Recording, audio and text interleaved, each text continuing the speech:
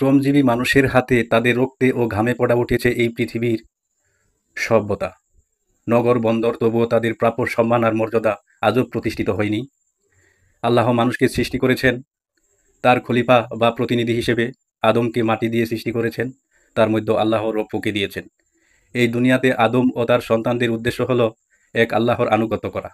কারণ এই পৃথিবীতে আল্লাহর হুকুম প্রতিষ্ঠার মাধ্যমে সুবিচার, শান্তি আসা সম্ভব।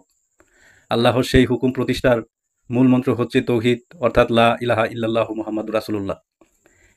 এর অর্থ হলো এই, আল্লাহর হুকুম ছাড়া আর কারো হুকুম বিধান মানব না, এই অঙ্গীকার।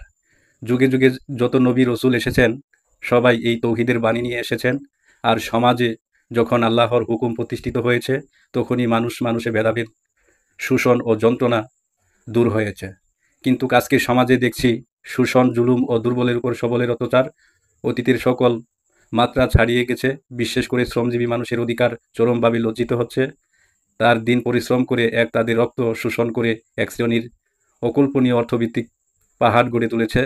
শ্রমজীবী মানুষকে ব্যবহার করা, ভোটের সময়, মিছিলের সময়, কিন্তু তাদের প্রাপ্য অধিকার কেউ দেয়নি। হিজবুত তৌহিদের প্রস্তাব হলো এই পৃথিবীতে পরিবর্তন করতে হলে আল্লাহর বিধান আবার প্রতিষ্ঠা করতে হবে।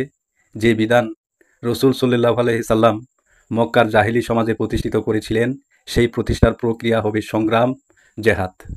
হিজবুত তৌহিদ সেই সংগ্রাম চালিয়ে যাচ্ছে। হিজবুত তৌহিদ শ্রমজীবী মানুষের অধিকার ও সম্মান ইসলামের আলোকে তুলে ধরছে।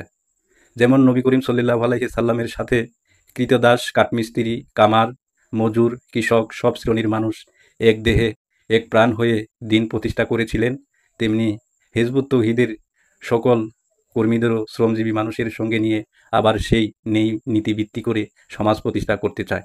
উবাইদুর 24 নিউজ, সাংবাদিক উবাইদুল ইসলাম। আল্লাহ হাফেজ।